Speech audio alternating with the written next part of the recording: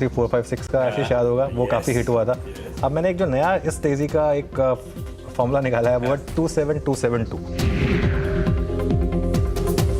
कोई डरने की ज़रूरत नहीं है। 25 हो, 50 हो, रेट कट हो, रेट हाइक हो, आप चलेंगे अपने फंडामेंटल्स पर over a long period of time. मैंने एक व्यू लिया है कि अब की बार 27272, मैंने एक जो टारगेट लिया था निफ्टी का, जब हमने 24,000 हिट किया था, मैंने तब वो टारगेट लिया था।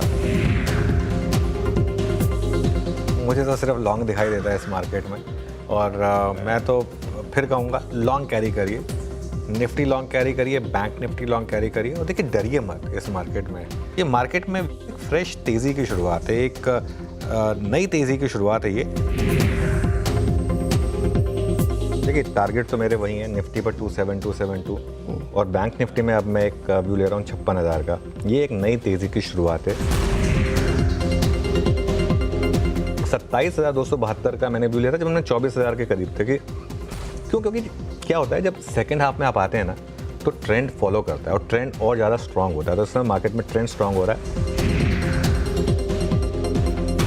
एक चीज़ लगातार जो डिस्कस हुई इस चैनल पर कि 26,000 का व्यू इस सीरीज़ में लिया था जब सीरीज़ की शुरुआत हुई थी, 27272 का व्यू इस साल।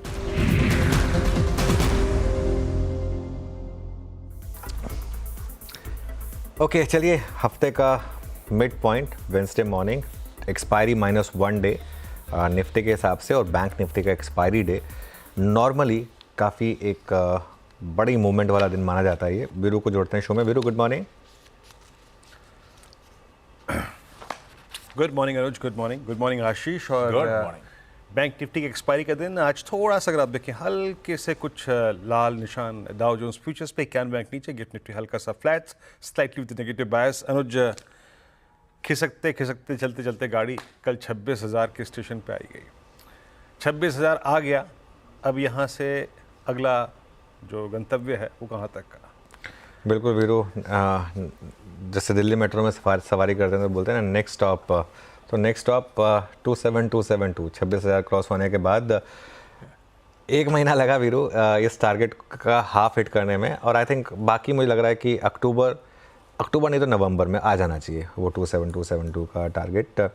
मार्केट में मोमेंटम है, निफ्टी अभी भी एक्सपेंसिव नहीं है, निफ्टी में अभी भी काफ़ी मोमेंटम है। ये मार्केट डे ट्रेडर्स का नहीं, ये मार्केट पोजिशनल ट्रेडर्स का है, बाय एंड होल्ड का मार्केट है, कैरी करने का मार्केट है, डे ट्रेडर्स का मार्केट नहीं है। डे ट्रेडिंग अगर आपको करनी है तो थोड़ा कम ही करें उसको, पोजिशनल ट्रेड पर फोकस करें।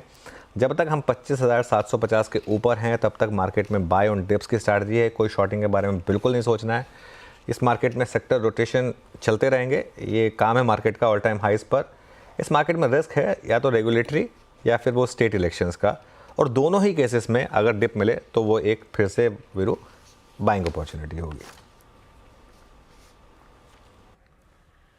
ओके, अच्छा अनुज, ये तो हो गई बात स्ट्रक्चर की, अप्रोच की, अगले गंतव्य स्थान तक, स्टेशन तक कहाँ पर है वो आंकड़ा। बट ये जो चाइना फैक्टर आया, मेटल्स और प्रीशियस मेटल्स, इसको कैसे रीड कर रहे हैं? प्लस एक और चीज़, क्या कल की जो थोड़ी सी एफआईएस की सेलिंग थी, कैश की सेलिंग, इंडेक्स की शॉर्टिंग, ये विचलित कर रही है क्या?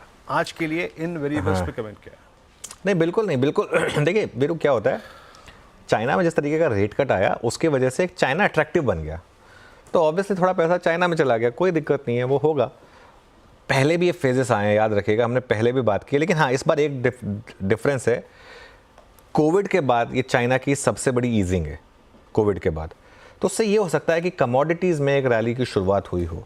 मेटल्स में वैसे भी लगातार बात थी कि अंडर वैल्यूड है, अभी कुछ टाइम और चल सकते हैं मेटल्स। अगर आप चाहें तो मेटल्स इंडेक्स में एक ETF कर सकते हैं, SIP कर सकते हैं, ये भी एक अप्रोच है, ट्रेडिंग के अप्रोच अगर अगले 3 महीने, क्योंकि आपको समझ नहीं आएगा कौन सा मेटल किस दिन चलेगा, चल सब रहे हैं। लेकिन मेटल्स के अलावा कमोडिटीज़ पर भी ध्यान रखिए, केमिकल्स पर, एग्री कमोडिटीज़ पर, हार्ड सॉफ्ट सारी कमोडिटीज़ पर फोकस करिए।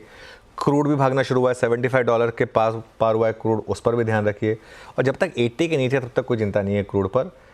कल एफआईएस ने सेलिंग की, लेकिन जैसा मैंने कहा चाइना फैक्टर का इंपैक्ट है शायद। अच्छा, सेलिंग की कैश में, सेलिंग की इंडेक्स में वीरू, और सेलिंग की इवन ऑप्शंस में, वो जो आप मुझे फाइल भेजते हैं रोज़ सुबह, तो मैं आज सुबह देखा तो मैं हैरान हो गया। मैं कहा एकदम से इतनी सेलिंग क्यों हो गई?